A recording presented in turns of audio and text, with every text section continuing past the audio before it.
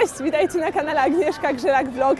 Dzisiejszy odcinek jest mega wyjątkowy, bo jestem w samym sercu Japonii, czyli Tokio. Jeżeli śledzicie mojego Facebooka, to wiecie, że Virgin Mobile rzuciło mi wyzwanie, żebym rozpieściła swoich fanów i oczywiście się go podjęłam, dlatego przyjechałam specjalnie tutaj, żeby wypełniać te zadania, które Wy mi wyznaczyliście, więc zaczynajmy!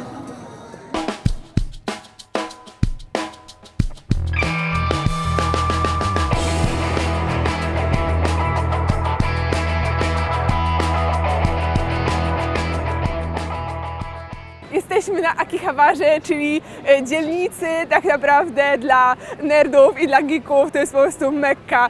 Tutaj wszędzie dookoła mnie mamy sklepy z elektroniką, z rzeczami do cosplayu, z rzeczami z mangą, z anime, po prostu jest wszystko. I tutaj właśnie będę szukać mojego ciuchu, który założę przy wykonywaniu waszego zadania.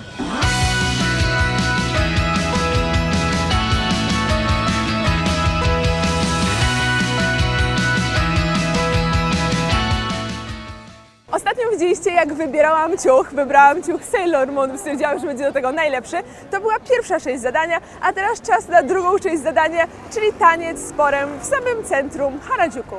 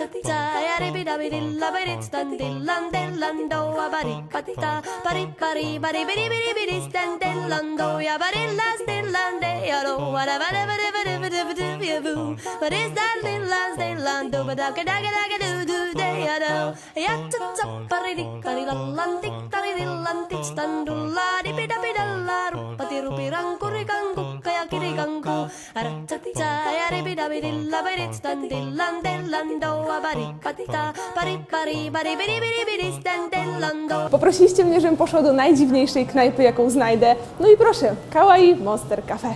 Chodźmy.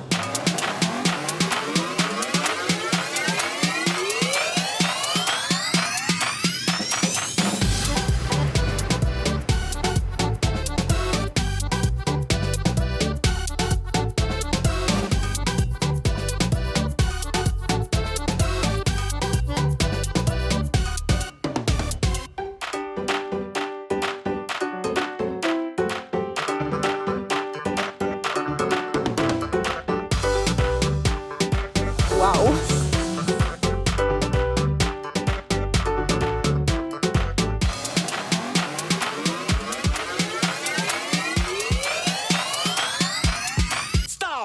Zastanawiacie się, dlaczego wybrałam akurat tą knajpę? Po pierwsze, dlatego, że uwierzcie mi, jest to najbardziej kawaii restauracja, w ogóle knajpa w całej Japonii. Jest po prostu mega urocza, wszystko tu ocieka uroczością, jest kolorowe, słodkie, urocze, po prostu wszystko to, co kocham ja. Wiem, że prosiliście mnie, żebym poszła do Alcatraz, ale tam wszystko jest creepy, krwawe i w ogóle. I to jest właśnie drugi powód, dla którego tu przyszłam, że jest to w zasadzie nowo otwarta knajpa. Mało osób o niej wie i mało było robione filmów, więc macie taki insight tego, co jest naprawdę kawaii w Tokio.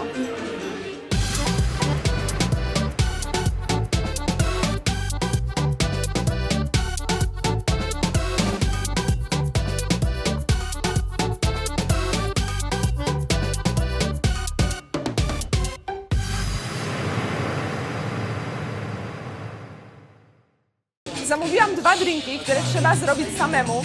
I jeden z nich jest dosyć niebezpieczny, bo muszę go wypić tutaj przy barze. Jeszcze nie wiem czemu, ale ciekawe. Wiecie, że uwielbiam robić rzeczy własnoręcznie, więc ten drink musiał na pewno się znaleźć w rzeczach, które zrobię. Więc mamy jedną fiolkę, do której trzeba wsypać, wrzucić tabletkę i wtedy coś się stanie. Okej.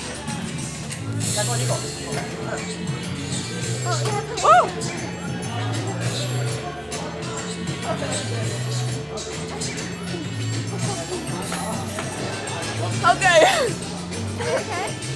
Yeah.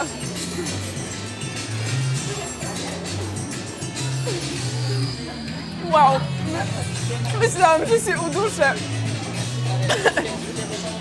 Słuchajcie. Okej, więc teraz już wiem, co to jest.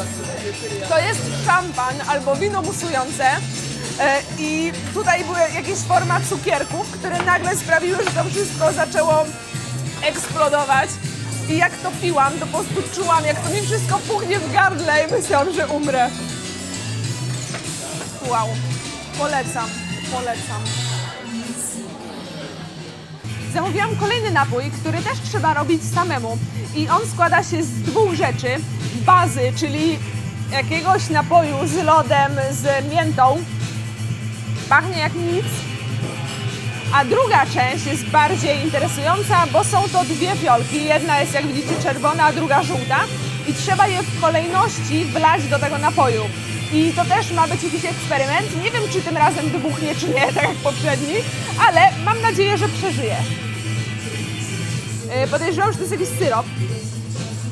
Chyba syrop malinowy. Uwaga, wlewam.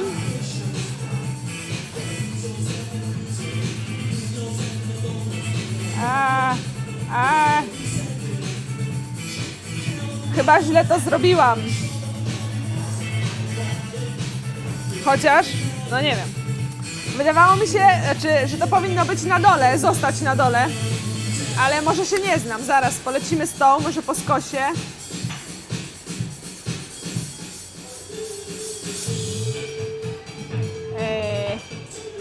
No nie wiem.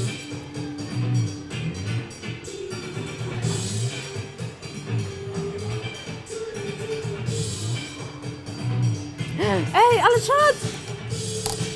Okej, dobra, to jest... Wow! Widzicie, jaka to jest taka mega zawiesina? O fu, to wygląda obrzydliwie. Ej, mega. Dobra, myślałam, że zepsułam tą pierwszą fiolką, ale wydaje mi się, że osiągnęłam efekt. Pani powiedziała, że potem wystarczy to wymieszać i wypić, ale mam nadzieję, że to widzicie. Taka bardzo delikatnie owocowa lemoniada, ale głównie nie ma takiego mocnego smaku. Szczerze mówiąc, myślałam, że to będzie jakieś szalone, ekstra, mega coś, a głównie chyba chodziło o efekt, jaki to tworzyło, nalewając rzeczy z tych fiolek. Wypiłam przed chwilą eksperymentalny drink i teraz czas na kolejny eksperyment, czyli lody o smaku sody. Dobra, na pewno jest to sorbet, bo już czuję. Ja nie wiem, czemu ja to robię. Pachnie obrzydliwie, dobra.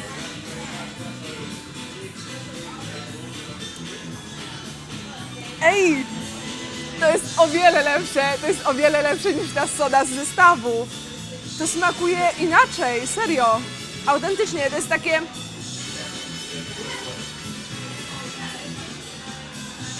jak oranżada, ale taka, wiecie, Helena, ta stara, oldschoolowa, to jest naprawdę dobre. Więc nie wiem, co się dzieje, ale okazuje się, że takie ramune może być naprawdę pyszne i tylko w tych zestawach to była jakaś lipa.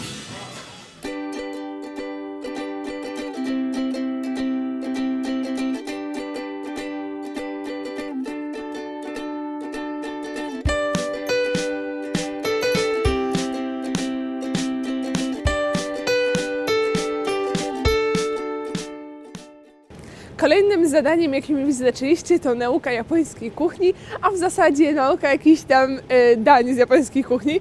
Dlatego znalazłam babeczkę w Tokio, która we własnym mieszkaniu uczy właśnie, jak przyrządzać takie domowe posiłki. One się składają tam z różnych dań, znaczy cały posiłek składa się z różnych dań, więc będę się uczyć tego. Mam nadzieję, że się czegoś nauczę, mam nadzieję, że będę mogła to odtworzyć potem w domu, więc lecimy.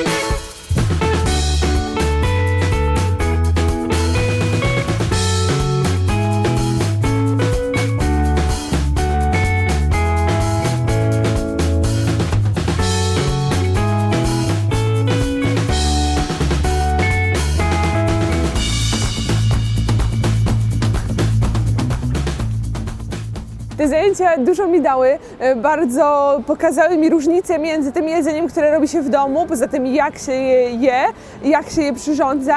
Myślę, że nie zostanę po tych zajęciach mistrzem gotowania, natomiast miałam taki background i mogłam po prostu zobaczyć, jak to się robi w japońskim domu. Na przykład zupa miso była zupełnie inna niż te, które podają w knajpach i ona była taka, wiecie, jak rosół z paczki, a rosół domowy. Znacie tą różnicę, nie? To było mniej więcej coś w tym stylu.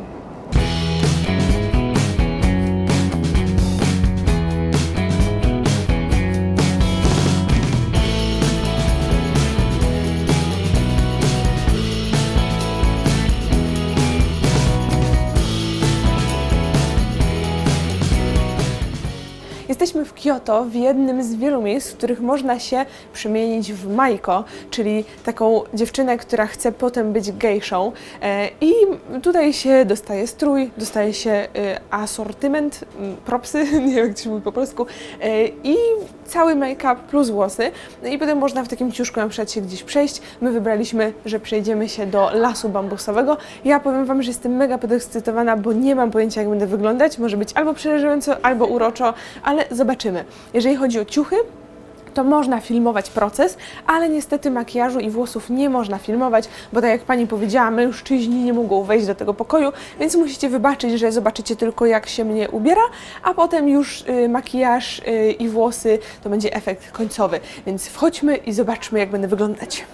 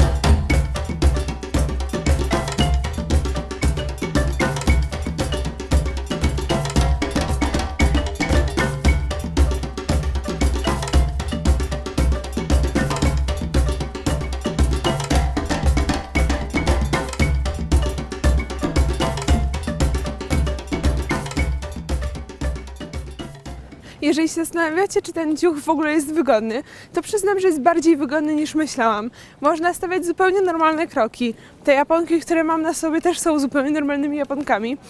A jeżeli chodzi o pas, to rzeczywiście on usztywnia, ale nie czuję się bardziej ograniczona niż tak jak przez luźno zapięty gorset, więc jest to do przeżycia zupełnie. Jedyne, co mi przeszkadza bardzo, to jest ta peruka. Prawdziwe majko nie mają oczywiście peruk, więc to się nie tyczy prawdziwych majko, ale jeżeli masz perukę, dziura, to ona ma na przodzie takie ząbki, które wbijają się jak gdyby we włosy, żeby ona nie spadła. Ale jak wbijają się we włosy, to wbijają się też w skórę głowy, więc po jakichś 10 minutach głowa Cię strasznie boli, skóra Cię strasznie boli i ogólnie ja mam teraz już na sobie jakąś godzinę, półtorej i czuję, że mi odpadnie głowa. Więc to jest jedyna rzecz, którą tak naprawdę bardzo chętnie bym zdjęła, a wreszcie mogłabym chodzić i chodzić, bo po prostu moim zdaniem wygląda to pięknie i wcale nie jest niewygodne tak naprawdę.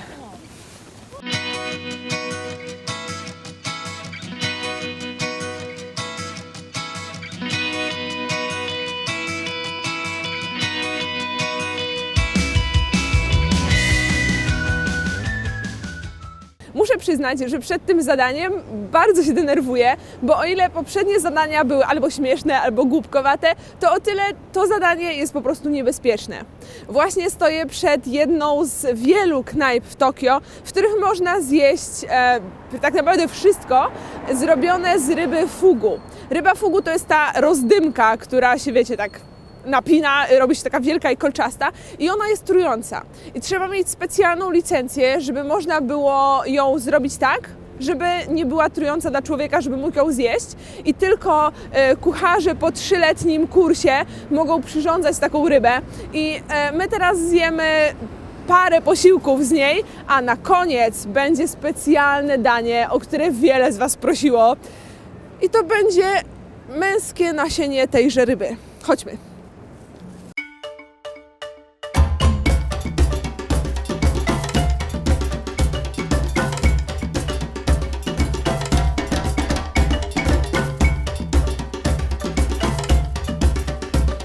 Żeby wypróbować rybę fugu w całości, a w zasadzie tak bardzo dobrze ją wypróbować, stwierdziłam, że zamówimy parę posiłków zrobionych jak gdyby z jednej ryby, czyli mamy na przykład będą smażone skórki, jak gdyby tej ryby. Będziemy mieć właśnie tutaj taką michę z gotowaną wodą, do której będziemy wrzucać warzywa i właśnie też części tej ryby, żeby zjeść ją gotowaną. Mamy też sashimi, czyli świeżą rybę taką w płatkach cieniutkich, czyli mamy na świeżo gotowaną, smażoną i jeszcze będzie ta straszna rzecz, na którą wszyscy wiem, że czekacie. Ale stwierdziłam, że zamówię shirako w tej najbardziej hardkorowej wersji, czyli sashimi. Sashimi z shirako to jest najbardziej taka hardkorowa wersja shirako, czyli tej rybiej spermy i to jest po prostu taka świeża, bez żadnych dodatków, bo tam była też opcja gotowanej w tempurze i tak dalej, czyli wiecie, dla słabe uszy. A ja po prostu wziąłam tą hardkorową.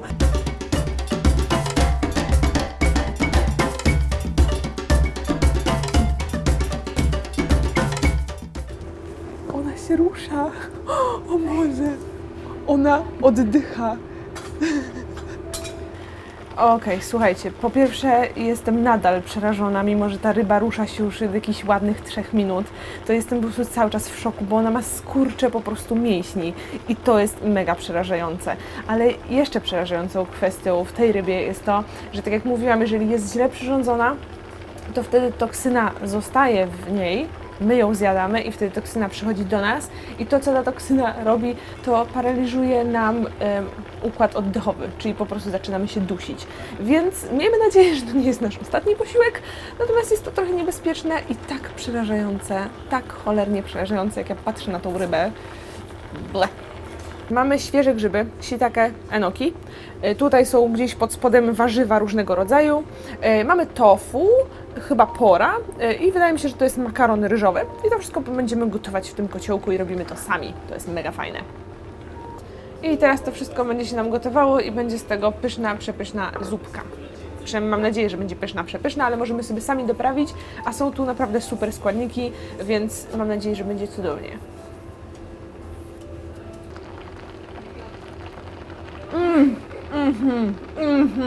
Okej. Ale to jest dobre. Ona gotowana jest taka pyszna. To jest jak taki najlepszy po prostu na świecie, taki delikatny okoń.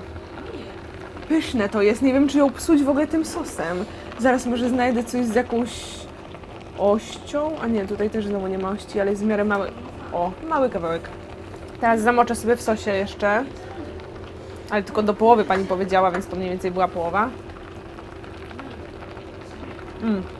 Szczerze mówiąc, o ile ten sos jest super, to wydaje mi się, że bez sosu jest o wiele lepsza, bo wtedy czuć właśnie ten delikatny posmak.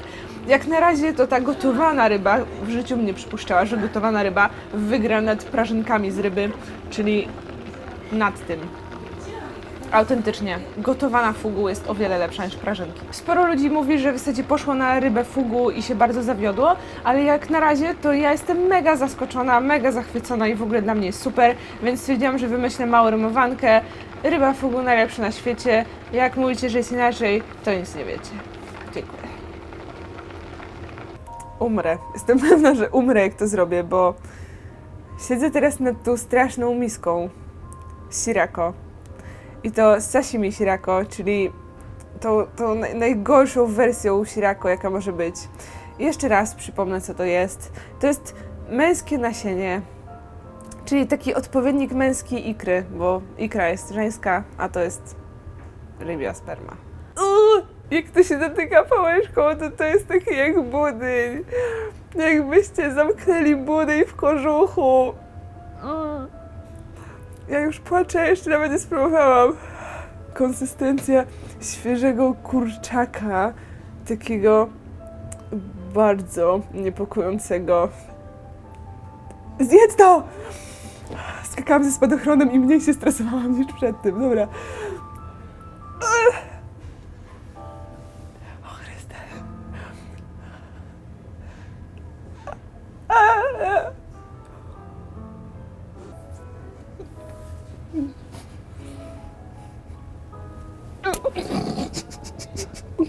Mogę. Okej, miałam odruch wywrotny. Myślałam, że przeżyję. Fu. Okej, podejście numer 2.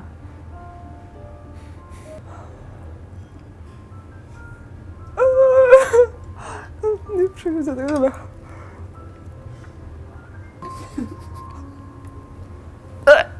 Okej.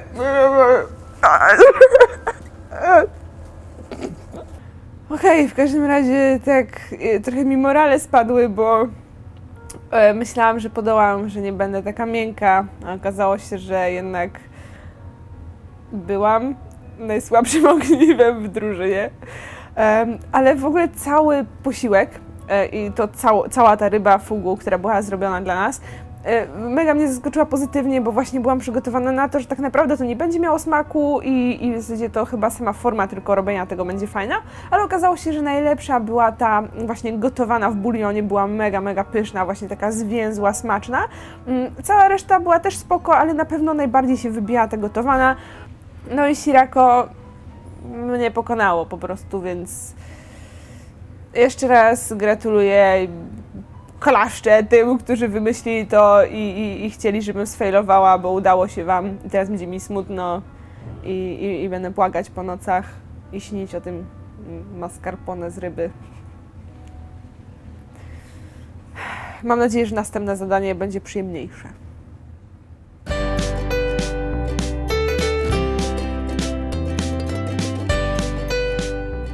Zastanawiam się, czy mówi wam coś nazwa Made Cafe. Jeżeli nie, to spójrzcie na tą ścianę za mną i może będziecie mieli taki mały clue, o co chodzi. Te dziewczyny są mega urocze, są ubrane naprawdę słodkie stroje i są kelnerkami, ale nie takimi zwykłymi, bo one przy okazji muszą być mega kawaii, najsłodsze na świecie, muszą być takie cukierkowe, zabawne. I teraz jestem w Made Cafe at Home Cafe, czyli jednej z paru sieci, wielu sieci Made Cafe, które są w Tokio i zaraz przekształcę się w jedną z dziewczyn i będę próbowała robić coś i naśladować je. Mam nadzieję, że mi to wyjdzie, bo sporo z was w ogóle chciało, żebym się przebrała i zrobiła coś takiego, więc zobaczmy, jak będę wyglądać.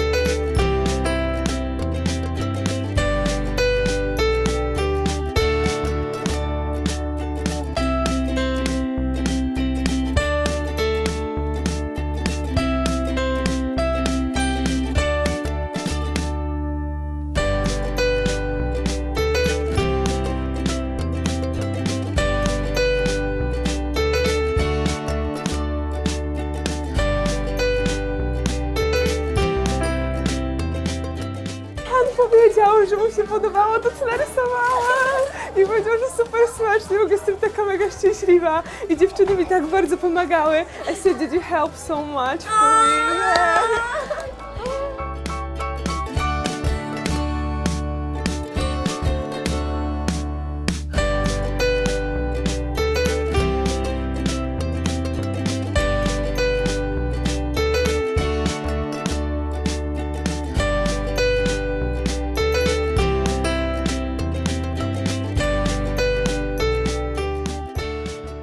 właśnie wróciłam z Meido Cafe i było po prostu niesamowicie.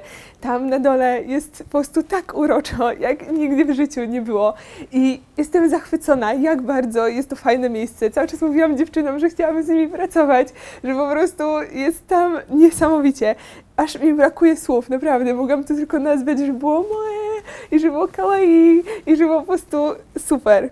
I tak naprawdę się zastanawiam, czy jakiekolwiek zadanie jest w stanie to przebić, ale dziękuję Ci bardzo, Dominika, że mi wyznaczyłaś takie zadanie. Mam na sobie ubranie, które dziewczyny noszą na co dzień w tej knajpie i przy okazji jeszcze mam taką świecącą lampeczkę, która jest do jakichś performersów na scenie właśnie.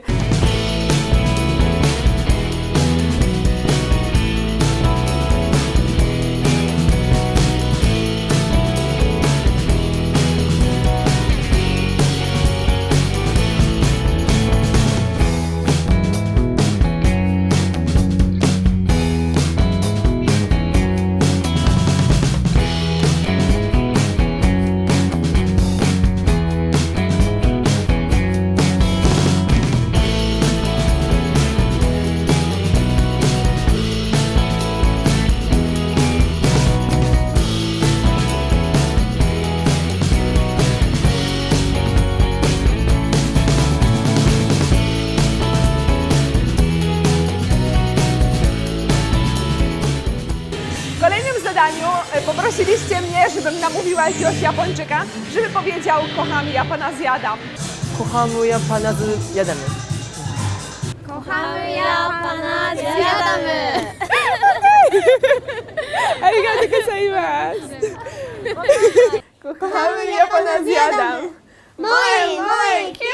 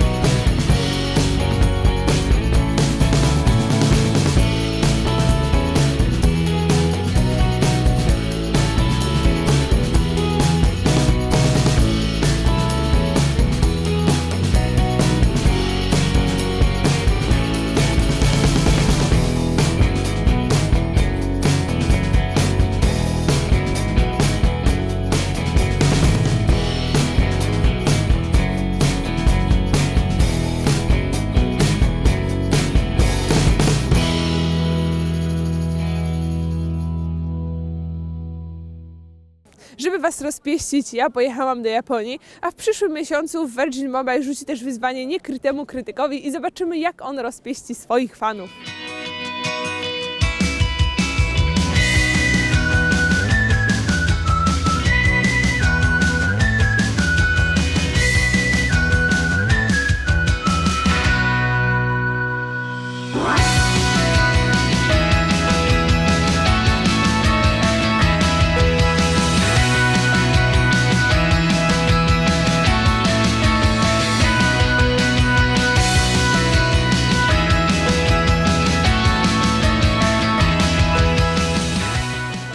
Zaczęłam, też kończę, czyli w Tokio na Shibui, czyli jednym z największych skrzyżowań na świecie. Spędziłam w Japonii cudowne 2 tygodnie i wiem, że jeszcze na pewno tutaj wrócę.